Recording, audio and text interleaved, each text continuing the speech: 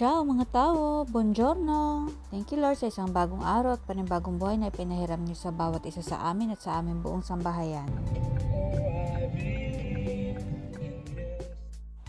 For today's video, samahan niyo kami na mag-picnic. Dahil summer vacation ko at walang pasok si Don Moises, ito at sinamantala namin na magkasabay kami na walang pasok. Magpipiknik muna kami ng mga bata dito sa medyo malayo-layo sa bahay namin. Layo-layo naman tayo para maiba naman, diba?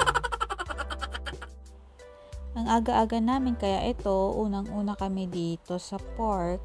Wala pang katao-tao. Napakaganda niya dito. Look, para kang nasa Camp John Hay.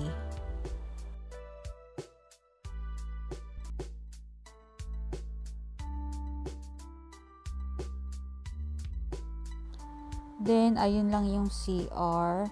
Kaya, ang lapit lang doon sa mga tables.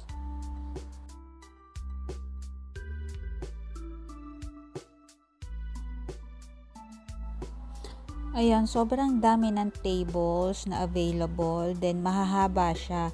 Kaya talagang pang family or barkada. Kaya lang, 4 na slots lang yung barbecuehan. Kaya, kung hindi ka man mauna, mag-aantay ka dun sa nauna sa'yo na nagba-barbecue. So, medyo matagal yon. Kaya, it's better na maaga ka para mauna ka na, diba? Anong petsa ka pa makakaluto kung aantayin mo pa yung mauuna sa'yo?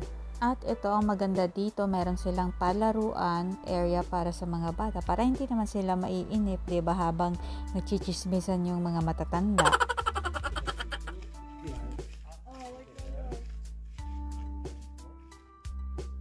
I want to poo. Ni. Kararating lang natin eh. Ito talagang si Kulasa, habi na niya yan. Every time na dadating kami sa isang lugar, yan ang una niyang gagawin, pupu. At habang nagpapagutom ang lahat, isisingit natin ang ating Italian word of the day. And our Italian word for today is parco. Parco means park. At ito nga, mag-uumpisa na si Don Moises na magpaapoy ng uling. Mga 11 o'clock na siguro to, kaya sakto yan, lunchtime. Ay, luto na siguro silang lahat.